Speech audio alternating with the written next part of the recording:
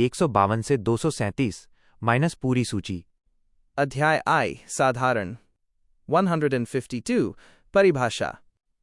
अध्याय 2 कार्यपालिका 153 राज्यों के राज्यपाल 154 राज्य की कार्यपालिका शक्ति 155 राज्यपाल की नियुक्ति 156 राज्यपाल की पदावधि 157 राज्यपाल नियुक्त होने के लिए अर्हताएं 158 राज्यपाल के पद के लिए शर्तें 159 राज्यपाल द्वारा शपथ या प्रतिज्ञान 160 कुछ आकस्मिकताओं में राज्यपाल के कार्यों का निर्वहन 161 क्षमादान की शक्ति 162 राज्य की कार्यपालिका शक्ति का विस्तार 163 राज्यपाल को सलाह देने के लिए मंत्रिपरिषद 164 मंत्रियों के बारे में अन्य उपबंध 165 राज्य का महाधिवक्ता 166 राज्य सरकार के कार्य का संचालन 167 राज्यपाल को सूचना देने के संबंध में मुख्यमंत्री के कर्तव्य। अध्याय 3 राज्य विधानमंडल 168 विधानमंडलों का गठन 169 विधान परिषदों का सृजन या समाप्ति 170 विधानसभाओं की संरचना 171 विधान परिषदों की संरचना 172 विधानमंडलों की अवधि 173 सदस्यता के लिए योग्यता 174 सत्र सत्रावसान और विघटन 175-176 राज्यपाल का संबोधन और संदेश 177 मंत्रियों और महाधिवक्ता के अधिकार 178-187 सदन के अधिकारी अध्यक्ष उपाध्यक्ष सभापति आदि 188-193 कार्य संचालन और सदस्यों की अयोग्यता 194-195 विशेषाधिकार और वेतन 196-201 विधायी प्रक्रिया विधेयक पारित करना 202-207 वित्तीय प्रक्रिया बजट 208-212 साधारण प्रक्रिया। अध्याय IV राज्यपाल की विधायी शक्ति 213 राज्यपाल की अध्यादेश जारी करने की शक्ति। अध्याय V उच्च न्यायालय 214-231 उच्च न्यायालयों का गठन शक्तियां और कार्यप्रणाली। अध्याय VI अधीनस्थ न्यायालय 233-237 जिला और अन्य छोटे न्यायालयों के प्रावधान। साधारण अनुच्छेद 152 परिभाषा। यह अनुच्छेद स्पष्ट करता है कि इस भाग में राज्य का अर्थ क्या है। मूल संविधान में इसमें जम्मू और कश्मीर शामिल नहीं था, लेकिन अब यह भारत के सभी राज्यों पर समान रूप से लागू होता है। अध्याय 2 कार्यपालिका द एग्जीक्यूटिव। अनुच्छेद 153 राज्यों के राज्यपाल। नियम प्रत्येक राज्य के लिए एक राज्यपाल होगा। संशोधन 7वें संविधान संशोधन 1956 के अनुसार एक ही व्यक्ति को 2 या 2 से अधिक राज्यों का राज्यपाल नियुक्त किया जा सकता है। अनुच्छेद 154 राज्य की कार्यपालिका शक्ति। राज्य की सभी कार्यपालिका शक्तियां राज्यपाल में निहित होंगी। वो इनका प्रयोग स्वयं या अपने अधीनस्थ अधिकारियों मुख्यमंत्री और मंत्रियों के माध्यम से करेगा। अनुच्छेद 155 राज्यपाल की नियुक्ति। राज्यपाल का चुनाव नहीं होता, उसे भारत के राष्ट्रपति द्वारा अपने हस्ताक्षर और मुहर वाले आज्ञापत्र के माध्यम से नियुक्त किया जाता है। अनुच्छेद 156 राज्यपाल की पदावधि टर्म 1 वो राष्ट्रपति के प्रसाद पर्यंत प्लेजर ऑफ प्रेसिडेंट पद पर रहेगा। 2 वो कभी भी राष्ट्रपति को अपना इस्तीफा दे सकता है। 3 सामान्य कार्यकाल 5 वर्ष का होता है। अनुच्छेद 157 राज्यपाल नियुक्त होने के लिए अर्हताएं। 2 मुख्य शर्तें हैं। वो भारत का नागरिक हो, उसकी आयु कम से कम 35 वर्ष हो। अनुच्छेद 158 राज्यपाल के पद के लिए शर्तें। वो संसद या विधानमंडल का सदस्य नहीं होना चाहिए। वह कोई अन्य लाभ का पद धारण नहीं करेगा। उसके कार्यकाल के दौरान उसके वेतन और भत्तों में कोई हानिकारक बदलाव नहीं किया जाएगा। अनुच्छेद 159 शपथ या प्रतिज्ञान। राज्यपाल को शपथ उस राज्य के उच्च न्यायालय हाईकोर्ट का मुख्य न्यायाधीश दिलाता है। उनकी अनुपस्थिति में वरिष्ठतम न्यायाधीश यह कार्य करता है। अनुच्छेद 160 आकस्मिकताओं में कार्य। यदि कोई ऐसी स्थिति उत्पन्न हो जाए जिसका संविधान में उल्लेख नहीं है, तो राष्ट्रपति राज्यपाल के कार्यों के निर्वहन के लिए उचित नियम बना सकते हैं। अनुच्छेद 161 क्षमादान की शक्ति। राज्यपाल को राज्य के कानूनों के खिलाफ अपराध करने वाले किसी भी व्यक्ति की सजा को क्षमा, विलंबन या कम रिमिशन कम्यूटेशन करने की शक्ति है। अंतर राज्यपाल मृत्युदंड डेथ सेंटेंस को पूरी तरह माफ नहीं कर सकता और न ही सेना अदालत कोर्ट मार्शल के फैसलों में हस्तक्षेप कर सकता है। अनुच्छेद 162 राज्य की कार्यपालिका शक्ति का विस्तार। राज्य सरकार की शक्ति उन सभी विषयों तक है जिन पर राज्य विधानमंडल कानून बना सकता है। राज्य सूची और समवर्ती सूची। मुख्यमंत्री और मंत्रिपरिषद। अनुच्छेद 163। राज्यपाल को सलाह देने के लिए मंत्रिपरिषद। राज्यपाल को उसके कार्यों में मदद और सलाह देने के लिए एक मंत्रिपरिषद होगी जिसका मुखिया मुख्यमंत्री होगा। अपवाद: जहां संविधान राज्यपाल को अपने विवेक डिस्क्रेशन से कार्य करने की शक्ति देता है, वहां वो मंत्रिपरिषद की सलाह मानने को बाध्य नहीं है। अनुच्छेद 164। मंत्रियों के बारे में अन्य उपबंध। 1. मुख्यमंत्री की नियुक्ति राज्यपाल करेगा और अन्य मंत्रियों की नियुक्ति मुख्यमंत्री की सलाह पर होगी। 2. मंत्रिपरिषद सामूहिक रूप से विधानसभा के प्रति उत्तरदायी होगी। 3. मंत्रियों की कुल संख्या विधानसभा की कुल सीटों के 15% से अधिक नहीं हो सकती। अनुच्छेद 165। राज्य का महाधिवक्ता, एडवोकेट जनरल। प्रत्येक राज्य के लिए एक महाधिवक्ता होगा जिसे राज्यपाल नियुक्त करेगा। वो राज्य का सबसे बड़ा कानूनी अधिकारी होता है और सरकार को कानूनी सलाह देता है। अनुच्छेद 166। राज्य सरकार के कार्य का संचालन। राज्य सरकार के सभी कार्यपालक कार्य राज्यपाल के नाम से किए हुए माने जाएंगे। राज्यपाल कार्य को सुगम बनाने के लिए मंत्रियों के बीच विभागों के बंटवारे के नियम बनाता है। अनुच्छेद 167। मुख्यमंत्री के कर्तव्य। ये मुख्यमंत्री की जिम्मेदारी है कि वो 1. शासन और कानून संबंधी मंत्रिपरिषद के सभी फैसलों की सूचना राज्यपाल को दे। 2. राज्यपाल द्वारा मांगी गई जानकारी प्रदान करे। विवादों को सुलझाने के लिए सर्वोच्च न्यायालय सुप्रीम कोर्ट ने कई ऐतिहासिक फैसले दिए हैं जो आज संविधान की व्याख्या का आधार हैं। यहां प्रमुख निर्णयों की विस्तृत व्याख्या दी गई है। 1. बीपी सिंघल बनाम भारत संघ 2010। यह राज्यपाल को पद से हटाने के संबंध में सबसे महत्वपूर्ण फैसला है। न्यायालय का फैसला: सुप्रीम कोर्ट ने स्पष्ट किया कि राज्यपाल राष्ट्रपति के प्रसाद पर्यंत प्लेजर पद पर रहता है, लेकिन इसका मतलब ये नहीं कि उसे मनमाने ढंग से आर्बिट्ररीली हटाया जा सकता है। मुख्य बिंदु: केंद्र सरकार केवल इस आधार पर राज्यपाल को नहीं हटा सकती कि केंद्र में सत्ता परिवर्तन हो गया है या राज्यपाल की विचारधारा सरकार से अलग है। यदि हटाया जाता है तो उसके पीछे ठोस और वैध कारण होने चाहिए। 2. एसआर बोम्मई बनाम भारत संघ 1994। ये मामला अनुच्छेद 356 राष्ट्रपति शासन के दुरुपयोग से संबंधित था, जिसमें राज्यपाल की भूमिका अहम थी।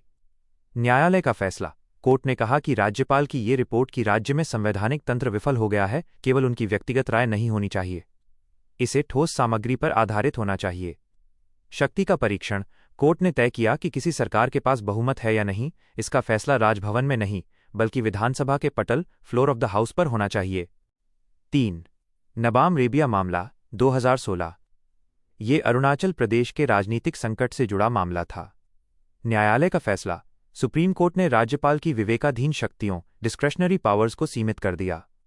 मुख्य बिंदु: कोर्ट ने कहा कि राज्यपाल केवल उन्हीं मामलों में विवेक का इस्तेमाल कर सकता है जहां संविधान स्पष्ट रूप से अनुमति देता है। अन्य सभी मामलों में वह मुख्यमंत्री और मंत्रिपरिषद की सलाह मानने के लिए बाध्य है। वह अपनी शक्तियों का उपयोग सदन के सत्र को बुलाने या टालने में मनमाने ढंग से नहीं कर सकता। 4. शमशेर सिंह बनाम पंजाब राज्य 1974। इस फैसले ने राज्यपाल की संवैधानिक स्थिति को स्पष्ट किया। न्यायालय का फैसला: कोर्ट ने माना कि राज्यपाल राज्य का औपचारिक प्रमुख है। वो अपनी शक्तियों का प्रयोग मंत्रियों की सहायता और सलाह पर ही करता है, कुछ विशेष परिस्थितियों जैसे सरकार का बहुमत खो देना को छोड़कर। सरकारी आयोग सरकारिया कमीशन की सिफारिशें। हालांकि ये कोर्ट का फैसला नहीं है, लेकिन सुप्रीम कोर्ट ने कई बार इसकी सिफारिशों का समर्थन किया है। आयोग ने राज्यपाल की नियुक्ति के लिए कुछ मानक बताए थे। वो व्यक्ति राज्य के बाहर का होना चाहिए। वो सक्रिय राजनीति में बहुत ज्यादा शामिल न हो, कम से कम नियुक्ति से कुछ समय पहले तक। उसकी नियुक्ति के समय संबंधित राज्य के मुख्यमंत्री से परामर्श किया जाना चाहिए। निष्कर्ष: इन फैसलों का सार यह है कि राज्यपाल केंद्र का एजेंट नहीं है, बल्कि एक संवैधानिक पद है। उसे राज्य में लोकतंत्र की रक्षा करनी चाहिए, न कि केंद्र की राजनीति को बढ़ावा देना चाहिए। फेडरल स्ट्रक्चर को समझने के लिए बहुत जरूरी है। इन दोनों के बीच का संबंध समानता और अधीनता का एक अनूठा मिश्रण है। यहां इनके बीच के मुख्य अंतर संबंधों और अंतरों को विस्तार से समझाया गया है। 1. संवैधानिक स्थिति कॉन्स्टिट्यूशनल पोजीशन। राष्ट्रपति अनुच्छेद 52 पूरे भारत संघ यूनियन का संवैधानिक प्रमुख होता है। उसे भारत का प्रथम नागरिक कहा जाता है। राज्यपाल अनुच्छेद 153 किसी विशेष राज्य का संवैधानिक प्रमुख होता है। दोनों ही अपने अपने स्तर पर नाममात्र नॉमिनल प्रमुख होते हैं, जबकि वास्तविक शक्ति क्रमशः प्रधानमंत्री और मुख्यमंत्री के नेतृत्व वाली मंत्रिपरिषद में निहित होती है। 2. नियुक्ति और कार्यकाल, अपॉइंटमेंट और टेन्योर। यहीं से इनके बीच का अधीनता वाला संबंध शुरू होता है। नियुक्ति: राष्ट्रपति का चुनाव एक निर्वाचक मंडल, इलेक्टरल कॉलेज द्वारा होता है। इसके विपरीत राज्यपाल का कोई चुनाव नहीं होता, उसकी नियुक्ति सीधे राष्ट्रपति द्वारा की जाती है। अनुच्छेद 155। जवाबदेही: राज्यपाल राष्ट्रपति के प्रसाद पर्यंत प्लेजर ऑफ द प्रेसिडेंट पद पर रहता है। इसका मतलब है कि राष्ट्रपति केंद्र सरकार की सलाह पर राज्यपाल को कभी भी पद से हटा सकते हैं या उनका तबादला दूसरे राज्य में कर सकते हैं। 3. विवेकाधीन शक्तियां, डिस्क्रेशनरी पावर्स -1 बड़ा अंतर। संविधान में राज्यपाल को राष्ट्रपति की तुलना में अधिक विवेकाधीन शक्तियां दी गई हैं। राष्ट्रपति अनुच्छेद 74 के तहत राष्ट्रपति मंत्रिपरिषद की सलाह मानने के लिए लगभग बाध्य है, एक बार पुनर्विचार के लिए भेजने के बाद। राज्यपाल अनुच्छेद 163 के तहत राज्यपाल के पास कुछ मामलों में अपने विवेक से निर्णय लेने की शक्ति है। यदि यह विवाद उठता है कि कोई मामला राज्यपाल के विवेक का है या नहीं, तो राज्यपाल का निर्णय ही अंतिम माना जाता है। 4. विधेयकों पर शक्ति, पावर ओवर बिल्स अनुच्छेद 200। यह राष्ट्रपति और राज्यपाल के बीच सबसे महत्वपूर्ण कड़ी है। जब राज्य विधानमंडल कोई विधेयक पारित करता है तो राज्यपाल के पास 4 विकल्प होते हैं। 1. अपनी सहमति देना। 2. सहमति सुरक्षित रखना। 3. विधेयक को पुनर्विचार के लिए वापस भेजना। 4. विधेयक को राष्ट्रपति के विचार के लिए आरक्षित रिजर्व करना। यही राज्यपाल केंद्र और राज्य के बीच एक सेतु का काम करता है। 5. मुख्य अंतर, की डिफरेंसेस - तुलनात्मक तालिका। आधार: राष्ट्रपति, राज्यपाल, क्षेत्राधिकार, पूरा भारत देश, संबंधित राज्य, चुनाव नियुक्ति, अप्रत्यक्ष चुनाव इलेक्टरल कॉलेज, राष्ट्रपति द्वारा सीधी नियुक्ति, क्षमादान शक्ति, मृत्युदंड को पूरी तरह माफ कर सकते हैं, मृत्युदंड को माफ नहीं कर सकते, केवल कम या स्थगित कर सकते हैं। सैन्य शक्तियां: तीनों सेनाओं के सर्वोच्च सेनापति हैं, ऐसी कोई सैन्य शक्ति नहीं है। अध्यादेश: अनुच्छेद 123 केंद्र के लिए, अनुच्छेद 213 राज्य के लिए। पद से हटाना, महाभियोग इम्पीचमेंट द्वारा, राष्ट्रपति द्वारा कभी भी हटाया जा सकता है। 6. आपातकालीन संबंध, इमरजेंसी रिलेशंस। अनुच्छेद 356 राष्ट्रपति शासन के दौरान राज्यपाल राज्य का वास्तविक शासक बन जाता है। वो राष्ट्रपति के प्रतिनिधि के रूप में सीधे केंद्र की ओर से राज्य का प्रशासन चलाता है। इस दौरान वो मंत्रिपरिषद की सलाह मानने को बाध्य नहीं होता। निष्कर्ष: राष्ट्रपति और राज्यपाल का संबंध ऐसा है कि राज्यपाल राज्य का संवैधानिक प्रमुख तो है, लेकिन वह केंद्र सरकार राष्ट्रपति के माध्यम से की निगरानी में काम करता है। यही कारण है कि उसे अक्सर केंद्र का प्रतिनिधि भी कहा जाता है। शक्ति, तुलनात्मक विश्लेषण। आधार: राष्ट्रपति अनुच्छेद 123, राज्यपाल अनुच्छेद 213। विषय: संसद की संघ सूची और समवर्ती सूची के विषयों पर, राज्य सूची और समवर्ती सूची के विषयों पर। स्थिति: जब संसद के दोनों सदन या कोई एक सत्र में न हो, जब विधानसभा और जहां है वहां विधान परिषद सत्र में न हो। राष्ट्रपति का निर्देश: उसे किसी के निर्देश की आवश्यकता नहीं होती। कुछ मामलों में अध्यादेश जारी करने से पहले राष्ट्रपति से निर्देश लेना अनिवार्य है। प्रभाव: इसका वही प्रभाव होता है जो संसद द्वारा पारित कानून का होता है। इसका वही प्रभाव होता है जो राज्य विधानमंडल द्वारा पारित कानून का होता है। राज्यपाल के लिए राष्ट्रपति की पूर्व अनुमति अत्यंत महत्वपूर्ण। अनुच्छेद 213 के तहत राज्यपाल को निम्नलिखित 3 स्थितियों में अध्यादेश जारी करने से पहले राष्ट्रपति से सलाह अनुमति लेनी पड़ती है। 1. यदि वैसा ही कोई विधेयक विधानमंडल में पेश करने के लिए राष्ट्रपति की पूर्व स्वीकृति की जरूरत होती। 2. यदि राज्यपाल उस विषय वाले विधेयक को राष्ट्रपति के विचार के लिए आरक्षित रिजर्व रखना जरूरी समझता। 3. यदि राज्य विधानमंडल का वैसा ही कोई कानून राष्ट्रपति की सहमति के बिना अमान्य हो जाता। अध्यादेश की समय सीमा एक्सपायरी, दोनों ही मामलों में नियम समान है। मंजूरी: सत्र शुरू होने के 6 सप्ताह के भीतर इसे सदन से पारित होना अनिवार्य है। अधिकतम अवधि क्योंकि 2 सत्रों के बीच अधिकतम 6 महीने का अंतर हो सकता है, इसलिए किसी भी अध्यादेश की अधिकतम आयु 6 महीने और 6 सप्ताह होती है। वापसी। राष्ट्रपति या राज्यपाल इसे किसी भी समय वापस ले सकते हैं। सुप्रीम कोर्ट का कड़ा रुख। DC Wadhwa case 1987। बिहार के एक प्रसिद्ध मामले में सुप्रीम कोर्ट ने कहा था कि सरकारें बार बार अध्यादेश लाकर विधानसभा को नजरअंदाज नहीं कर सकती। अध्यादेश केवल असाधारण परिस्थितियों के लिए है, कानून बनाने का सामान्य तरीका नहीं।